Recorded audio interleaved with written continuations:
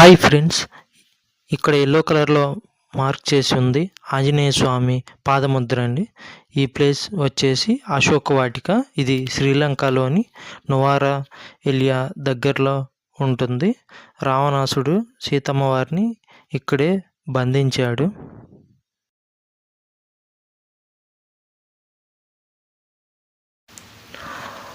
దీని గురించి full video మన ఛానల్లో ఉంది. డిస్క్రిప్షన్లో లింక్ ఇస్తాను.